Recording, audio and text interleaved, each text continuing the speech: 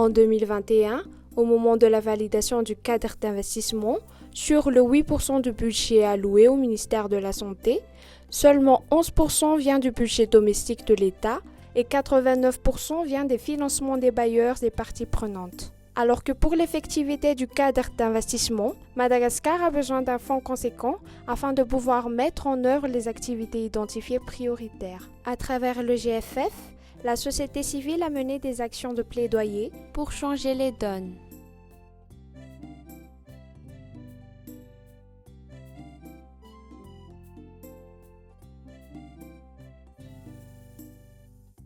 Si Madagascar souhaite réellement le développement de son capital humain, il doit absolument prioriser le financement de la SRMNIAN à Madagascar.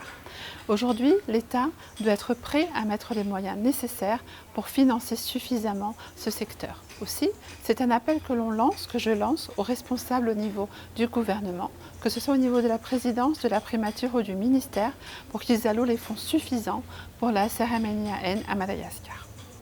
En tant que jeune activiste au sein du réseau NOUS, je fais appel à plus de mobilisation de ressources du GFF en faveur de la SRMNIAN dans l'objectif de prioriser et de garantir le développement des jeunes et des enfants qui sont les avenirs de demain. À Abuja, Madagascar s'est engagé d'allouer 15% du budget de l'État à la santé. Pour la première fois dans l'histoire de Madagascar, le montant du budget alloué à la santé a atteint un pourcentage vraiment proche de l'objectif d'Abuja. C'est vraiment une performance historique et on peut dire que c'est grâce aux actions communes de la société civile qu'on a pu atteindre cet pourcentage.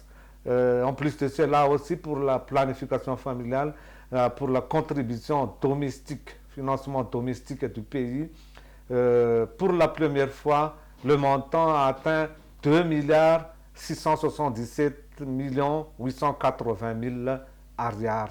Le GFF nous a permis en fait de rassembler, de fédérer toutes les plateformes de la société civile de tous bords pour conjuguer ensemble nos efforts autour de la santé de la reproduction, la santé maternelle, néonatale, infantile, adolescent et nutrition à Madagascar.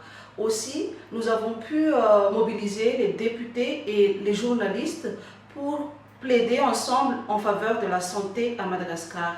C'est là l'importance d'investir un peu plus dans le GFF pour la santé de la population à Madagascar.